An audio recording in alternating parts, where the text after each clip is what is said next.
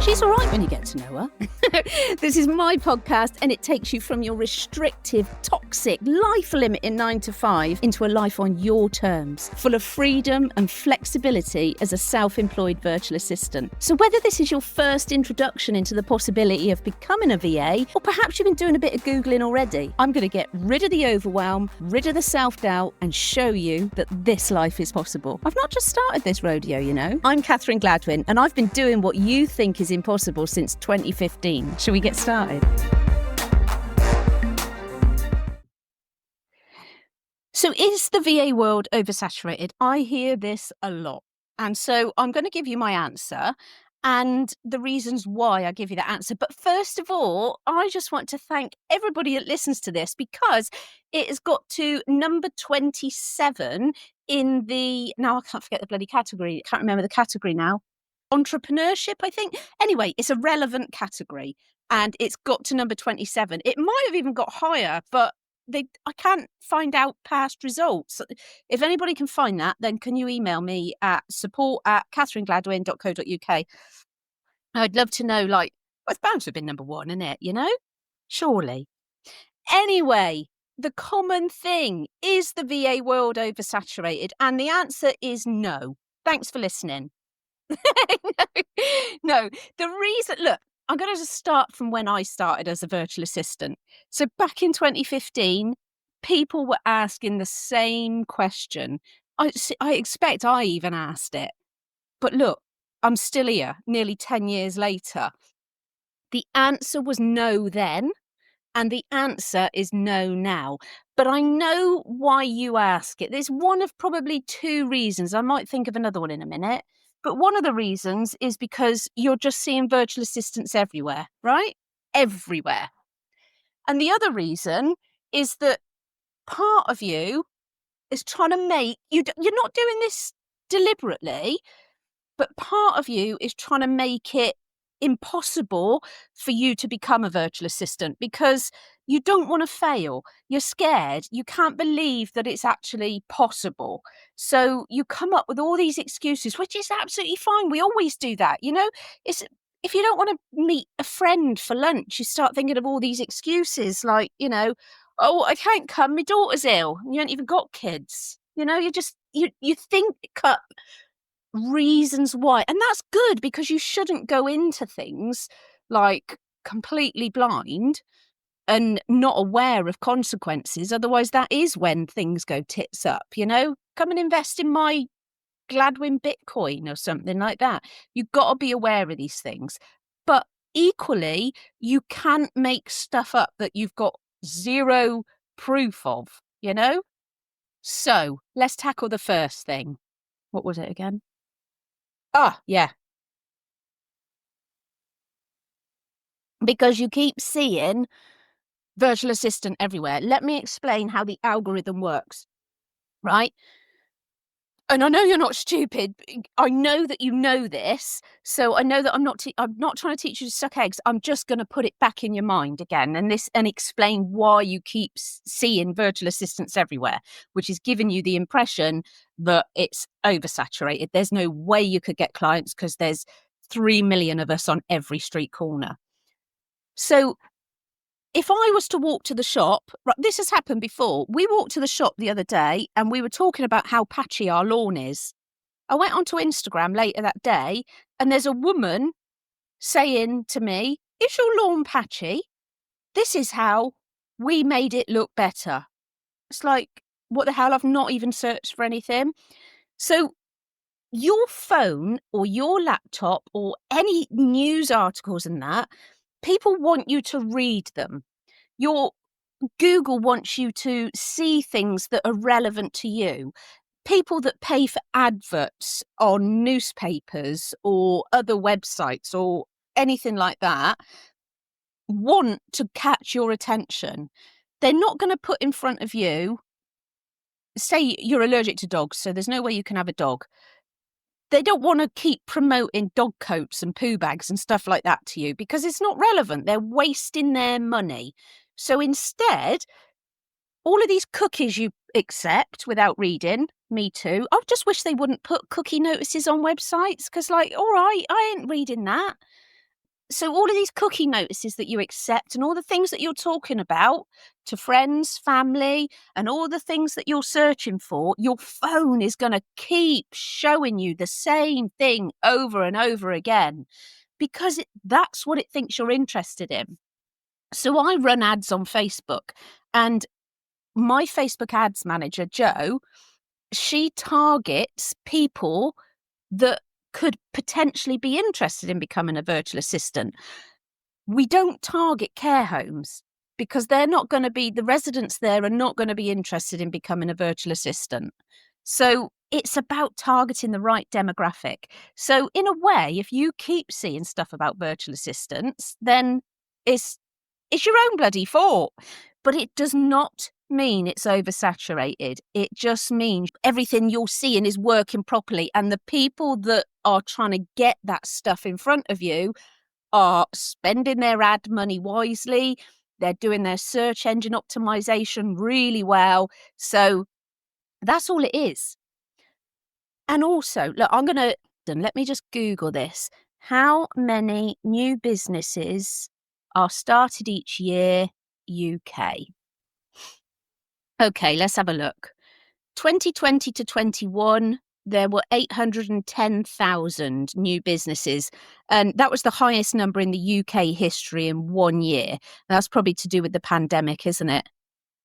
2023, so 2 years ago, 900,000 new businesses were recorded as being started in 2023. Now, if 899,000 of those were virtual assistants, then it could be quite tricky for us to get clients. But I can guarantee you they weren't virtual assistants. They were not all virtual assistants. There is so many different businesses out there, graphic designers, architects. I can't think of any more at the moment. Consultants, all sorts of different things, all different people starting businesses. And let's have a look. So going back to 2020, 810,000 businesses started. Not all of those will still be around now.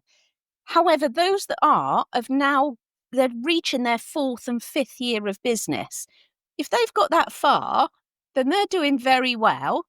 And it's time for them to start taking on a virtual assistant so that they can expand even more because there's only so much time in their day, right? So that is another thing. You are in a world with so many other business owners and they're all evolving and they all need you eventually if they want to progress, if they're not a blowhard that's trying to burn themselves out. I mean, I could not work without my virtual assistants at all. Now, what was the other reason I gave again? Oh, yeah, the fear element. I get that. I totally get that.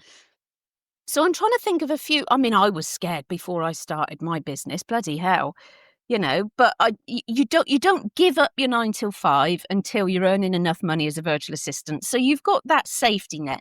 The thing that, I think I feared was kind of people laughing at me or thinking, she's an idiot, this was never going to work or something like that. So you find reasons not to do it. And I think one of those main reasons is the VA world. The VA world is oversaturated. I'll never get clients. That's the thing. It leads to that, doesn't it? I'll never get clients. I won't be able to market myself. And anyway, the VA world is oversaturated. I'll never be able to stand out. Yes, you will. You absolutely will. Now, there are two things, I keep saying about this, but there are two things that are going to make any business a success. And that's constant marketing and constant relevant audience building. That's the only two things you need to be doing. You will stand out as a virtual assistant because you will be connecting with business owners. Now, this always causes controversy. And people come at me. They've come at me over the years when I've said this, but I think I've proved myself as being somebody that collaborates. I'm not against us all working together to achieve what we want. Absolutely not. But there are certain things you don't do or you avoid doing because it could hinder your progress. And that's connecting with other virtual assistants on all these platforms, or commenting on their posts, or resharing their stuff and things like that, because it goes back to the algorithm again. Because if you're only connecting with virtual assistants and commenting on their stuff and following them and what have you, sharing their posts, then the algorithm is going to just show you virtual assistants. Whereas when you've started your business, we want to be targeting business owners that are earning good money, that have been in business a year or so, or, that's what we want to be doing. So when I say relevant audience, this is all linking up. But when I say that you have to connect with a relevant audience, it has to be business owners. And when you start doing that, then your marketing starts getting noticed by the right people. People start talking, people start noticing you. And you yourself are unique. Part of marketing, a very big part of marketing, is know, like, and trust. People need to get to know you, they want to like you, and they want to trust you. Just this last week, I was looking for a personal trainer to help me. I mean, as you know, chronic health problems, chronic fatigue, blah, blah, blah. And I've got no self-motivation anymore. To be honest with you, I think, do you know what? If this tumour's going to end my life eventually, what's the point? I might as well have a front bum. But it's getting to the point where I can't wear any of my clothes and I don't feel nice in my clothes. So I need a PT. I need somebody that understands that, somebody that I can resonate with. Perhaps somebody that's got a relative like it, or perhaps there's a PT that, has worked with somebody like me in the past, or has got a real interest in it and has done, a lot of background on it. Maybe they've got chronic health problems themselves. But if you were a PT just starting out, you'd have the same thoughts as you're having now. How the hell am I going to stand out? Everybody's a PT. No, you are unique. I had about 50 different names put in front of me. I had loads of people in my DMs on LinkedIn, loads of people tagging other people in. I even had 2 PAs get in front of me because they'd misread PT. So, yeah, but there was only one guy that stood out, and he'd done research on me. Before he commented, he did research on me. He found out what my chronic health problems were. I mean, they're all over the internet, aren't they? But yeah, he did that first. And then his reply resonated and showed that he understood. I had a call with him today. I still like him, just waiting for the price. But yeah, so it's because it's how you come across, and you don't have to be anything other than yourself. But let me just touch on again that personal element that he found out about me. If you've got the VA starter guide, then you will have access to those email templates that you can send to potential clients. And when I say the importance of personalising those, anybody with the VA starter guide is going to know what I'm on about. But with the importance of personalising those, I hope that shows how it works, because this guy is the only one I contacted. I got back to another guy and he came back asking too many questions, and I thought, you should know the answers to that. If you're dealing with somebody that can't get off their arse, don't try and make me get off my arse now. So yeah, he was brilliant, and that's what those email templates do as well. So you will stand out. You will stand out because you are brilliant and perfect and unique on your own, and it will resonate with someone. Like, do you know what? I watch true crime. I love true crime. Yet there are some true crime episodes that I watch, and it's like, oh, so he was a serial killer, and it was obvious he was going to do it because he watches true crime. And I'm like, hang on a minute. I get a bit funny if I see a bird that's been knocked over by a car. So I'm not a serial killer, but I like true crime. So everybody, even if you've got similar interests to other people, there are little elements of you that are different. And that's what's going to stand out, because now you're your own boss. You can do whatever you want. You can be whoever you choose to be. No more masking. No more saying hello to the director thinking, whatever, it you are now in control and you will attract like-minded people. There are enough clients out there for everybody. And I know you'll still probably think, well, I'm not sure whether she's right or not. I am. Right. So I want to thank you once again for listening. And yeah, maybe next time you see me, I'll be 20 kilograms lighter. Maybe if I chopped off my head. If you're ready to reclaim your independence, then subscribe to this podcast because there is so much I'm going to give you. You got to subscribe on your favourite channel, it says. What channel? Is it? Yeah, I ain't going to be on the BBC, am I?